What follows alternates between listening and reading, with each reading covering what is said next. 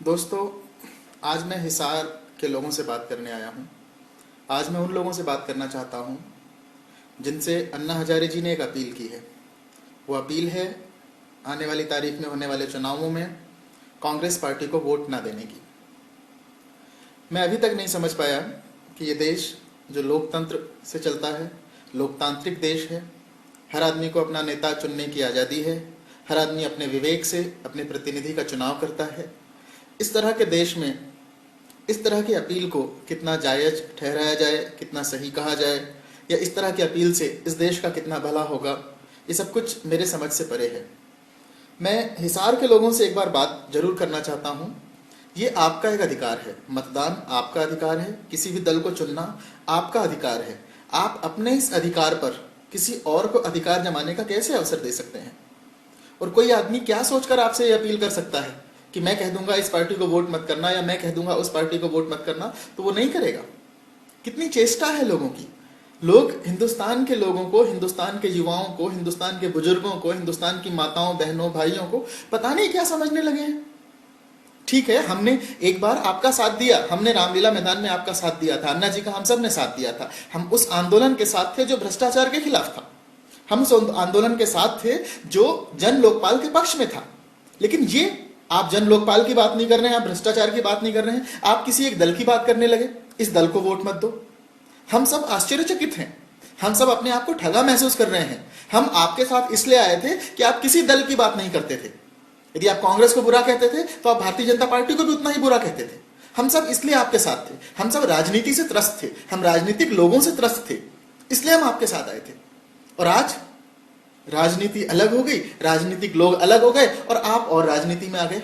हम सबने India gate में मोमबत्ती रख करके अपनी हथेलियां इसलिए नहीं जलाई थी कि आप कल एक राजनीति के विशेष दल का विरोध करिए और किसी दूसरे दल को अपनी किसी बात के माध्यम से अप्रत्यक्ष तौर पर फायदा पहुंचाने की कोशिश करिए। हमने अपनी हथेलियां मोमबत्ती पर सिर्फ इसलिए जलाई थी कि हम चाहते थे कि राजनीतिक स्तर से हटकर समाज में एक सुधार आए, भ्रष्टाचार के खिलाफ एक आवाज उठे और भ्रष्टाचार इस दुनिया से जाए। अब क्या हुआ? आप पहले सरकार के खिलाफ आए, फिर आप संसद के खिलाफ आए, फिर आज आप लोकतंत्र के खिलाफ आ गए। वो लोकतंत्र जो हिंदुस्तान के एक एक आदमी को, जो मतदान करने योग्य जिसकी उम्र है, उस हर इंसान को अपनी इच्छा से अपने प्रतिनिधि को चुनने का अधिकार देता है, आज आप उसको भी छीनने लगे। हिसार के लोगों, ये मौका है। यदि इस बार आप चूक गए तो पूरा देश लोकतंत्र से बहुत दूर चला जाएगा। हम वो भारतवासी जो अपने आप को एक मजबूत लोकतंत्र की नींव बताते थे, हम वो भारतवासी जो पूरे विश्व में हमारे देश के लोकतंत्र के नाम से जाने जाते थे, वो कहीं ना कहीं खटाई में पड़ जाएगा, कहीं ना कहीं उसका सम्मान लुट जाएगा। यदि आप लोकतंत्र को बचाना चाहते हैं, मैं निवेदन करना चाहूंगा हिसार के लोगों से कि किसी भी ऐसे आदमी के, किसी भी ऐसे संगठन के, किसी भी ऐसे समाज सेवी के उस निवेदन को मत स्वीकार करिए जो आपको दिए हुए किसी अधिकार को छीनता हो। मतदान आपका अधिकार है, आपको तय करना है कि मुझे किसे वोट करना है, किसे वोट नहीं करना है। ये तो आप बेहतर समझ पाओगे कि कौन सा आदमी आपके क्षेत्र का विकास कर सकता है। मैं ये नहीं कह रहा कि आप कांग्रेस को वोट करिए, मैं ये नहीं कह रहा आप भाजपा को वोट करिए, मैं कह रहा हूं आप तय करिए। ये आजादी तो आपके ऊपर होनी चाहिए। ये आजादी भी आज आपसे छिन गई। अभी 3 महीना नहीं हुआ इस आंदोलन को, इस अनशन को हुए।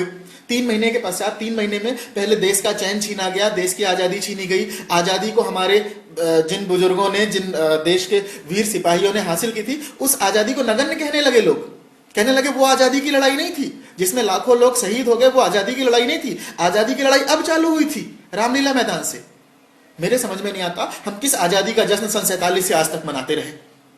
शायद हम नींद में थे, लोग हमें जगाने आए। पता नहीं ये कैसी नींद थी, हमें लोग जगाने आए या खुद लोग नींद में जाना चाह रहे हैं। सन 47 से जिस आजादी का जश्न हम मनाते आए, अब लोग कहने लगे हैं कि अब आजादी की हमें लड़ाई लड़नी है। इतना जन समर्थन इसलिए नहीं मिला इन लोगों को कि इस देश की गरिमा पे, इस देश के लोकतांत्रिक शक्ति पे, इस देश की संसदीय परंपराओं पे, इस देश की संसदीय मर्यादाओं के खिलाफ जाने लगे। हम सबने इनका साथ दिया था। मैं अन्ना जी के किसी आंदोलन का विरोध नहीं करता, लेकिन इसका मतलब क्या? ये तो तानाशाही है। किसी मस्तिष्क पे, किसी की कनपटी पे बंदूक तान करके आप कह दीजिए कि आप ऐसा मत करो। यही तो हुआ। आप क्या कहना चाहते हो? आप कांग्रेस को मजबूर नहीं, लाचार करना चाहते हो। जन लोकपाल के लिए जब ये कह दिया गया था कि शीतकालीन सत्र में जन लोकपाल आएगा, ये बात अभी हुए 2 महीना नहीं हुआ है, आप बता दीजिए, क्या शीतकालीन सत्र आगे चला गया? मुझे नहीं लगता कि अभी आगे चला गया। फिर आपको बीच में इस तरह की बातें फैलाने की क्या आवश्यकता थी? आप एक ऐसा आंदोलन चाहते हैं, ये लोग एक ऐसा आंदोलन चाहते हैं जो पूरे देश में अविश्वास की नींव पे चल रहा है। ये कहते हैं किसी पे भरोसा मत करो, आपने जिसे चुना है उस पे भरोसा मत करो, अपनी सरकार पे भरोसा मत करो, अपने सांसद पे भरोसा मत करो, इस देश की संसद पे भरोसा मत करो, इस देश के कानून पे भरोसा मत करो। किन पे भरोसा करो? उन लोगों पे भरोसा करो जिन्होंने अपने आप को इस देश का सब कुछ घोषित कर दिया। और वो लोग जो किसी पे भरोसा नहीं करना चाहते, उन पे कोई कैसे भरोसा कर ले? हिसार के लोगों, ये एक मौका है। यदि आप वास्तव में लोकतंत्र को जीवित रखना चाहते हैं, यदि आप वास्तव में एक ऐसी परंपरा को बनाए रखना चाहते हैं जहां हर व्यक्ति अपनी मर्जी से अपने नेता का चयन कर सके, हर व्यक्ति अपनी मर्जी से अपने प्रतिनिधि का चुनाव कर सके, तो किसी की बातों में मत आना। ये चुनाव आपका है। इस चुनाव में आपको अपने विवेक से अपना प्रतिनिधि चुनना है, अपने विवेक से योग्य उम्मीदवार को देश की संसद तक भेजना है। इस तरह के बहुत सारे लोग आएंगे, आज कह रहे हैं इस पार्टी का विरोध करो, कल कहेंगे इस पार्टी का विरोध करो, परसों कहेंगे सबका विरोध करो, किसी को मतदान मत करो। एक नया आदमी खड़ा करेंगे, ये आज से आपका नेता है। फिर हम लोकतंत्र से उस राजतंत्र और राजतंत्र से अंग्रेजों की ओर चले जाएंगे। और हम ये नहीं समझ पा रहे हैं आज तक कि चलिए हम जिन्हें चुन के भेजते हैं, मान लीजिए वो गलत लोग भी हो जाते हैं, तो 5 साल के बाद हमें उस गलती को सुधारने का मौका तो मिलता है। यदि इन लोगों को आपने चुन लिया, ये 5 लोग, यदि ये देश चलाने लगे, इन्हें कौन वापस बुलाएगा? आप इन्हें किस सिस्टम से वापस बुला लोगे? आप इनकी किसी गलत बात का किस तरीके से जवाब दे दोगे? मेरे समझ में नहीं आता। खुद के द्वारा चुने हुए 5 लोग देश की तमाम परंपराओं को चैलेंज करते हैं, देश की तमाम परंपराओं के खिलाफ जाने की बात करते हैं, और हमारे देश का युवा उनके साथ खड़ा है। मैं अपने देश के युवाओं से निवेदन करना चाहूंगा, गुजारिश करना चाहूंगा कि यह आंदोलन आपकी वजह से सफल है, तो इस आंदोलन को सही दिशा में क्यों नहीं ले जाते? आप सबको खड़े होकर के एक सुर में अन्ना जी से कहना चाहिए कि अन्ना जी, हम सब आपके साथ थे तब तक जब तक आप भ्रष्टाचार की लड़ाई लड़ रहे थे, हम सब आपके साथ थे तब तक जब तक आप देश की लड़ाई लड़ रहे थे। अब तो आप राजनीति कर रहे हो, आप एक किसी पार्टी विशेष, किसी दल विशेष के खिलाफ जाने की बात कर रहे हो। हम सब आपके साथ नहीं। और यह मौका है देश के हर आदमी को, देश के हर ऐसे आदमी को जो लोकतंत्र पे भरोसा जिंदगी भर जागृत रखना चाहता है, उसको चाहिए कि अन्ना जी की इस अपील को कतई स्वीकार ना करे, लोगों को कहे कि इस अपील के बदले में कांग्रेस को वोट करिए। हो सकता है आप कांग्रेस को वोट ना करते, लेकिन करिए। मैं भाजपा से भी गुजारिश करूंगा, मैं दूसरे दलों से भी गुजारिश करूंगा कि ये ऐसा मौका आ गया है कि यदि आज कांग्रेस हारी तो कांग्रेस नहीं हारेगी, इस देश का लोकतंत्र हारेगा, इस देश की संसदीय परंपरा हारेगी, इस देश में वो तमाम दल हार जाएंगे, वो तमाम सिद्धांत हार जाएंगे जो किसी के दबाव में आकर के देश को बिकने नहीं देना चाहते। इसलिए यदि आप उन मर्यादाओं को जिंदा रखना चाहते हैं, उन परंपराओं को जिंदा रखना चाहते हैं, उस धरोहर को जिंदा रखना चाहते हैं जो हमने सन 50 से सन 47 से आज तक में बड़ी मुश्किल से, बड़ी मजबूती के साथ बनाने की कोशिश की है, तो हिसार में सिर्फ और सिर्फ कांग्रेस को जिताना होगा। और इस जीत के लिए भाजपा ही नहीं, सारे दल को कोशिश करनी होगी। भाजपा की लड़ाई, कांग्रेस की लड़ाई या आपसी दलों की लड़ाई आप लोग बाद में कर लीजिएगा, लेकिन किसी भी ऐसे आदमी को जो लोकतंत्र की ओर आंख उठाकर देख रहा है, सबसे पहले उसको जवाब देना जरूरी है। और यदि यहां कांग्रेस जीत गई तो इससे बड़ा कोई जवाब नहीं होगा उन तमाम लोगों के लिए जो इस देश की लोकतांत्रिक व्यवस्था के खिलाफ खड़े होते हैं। यह राष्ट्रीय मुद्दा है, यह राष्ट्रीय चुनाव है। सच कहा था इन लोगों ने, क्योंकि यदि इस चुनाव में कांग्रेस हार गई तो अगले तमाम चुनावों में ये लोग अपने नापाक इरादों से, अपनी व्यक्तिगत स्वार्थों से या चंद लोगों के साथ मिलकर के और इस देश के लोकतंत्र को हमेशा कमजोर करने में लगे रहेंगे। इन लोगों ने एक धारणा तैयार कर ली है कि वो लोग जो जन लोकपाल के पक्ष में नहीं है वो कांग्रेस के पक्ष में है, या जो लोग अन्ना के पक्ष में नहीं है वो कांग्रेस के पक्ष में है। अरे ऐसा कहां से है? हम सब एक अच्छे कानून के पक्ष में हैं, हम सब एक लोकपाल के पक्ष में हैं, लेकिन हम उसे संसदीय तरीके से चाहते हैं, हम उसे लोकतांत्रिक तरीके से चाहते हैं। हम चाहते हैं कि कोई भी कानून बने तो हमारे देश में उसी तरह से बने जिस तरह से कानून बनाने की परंपरा रही है। कोई आदमी जिद करके, कोई आदमी हट करके, कोई आदमी कनपटी पे तमंचा रख के, कोई आदमी जन सैलाब दिखा करके अपने आप को सही साबित करने की कोशिश कर ले, हम कैसे मान जाएंगे?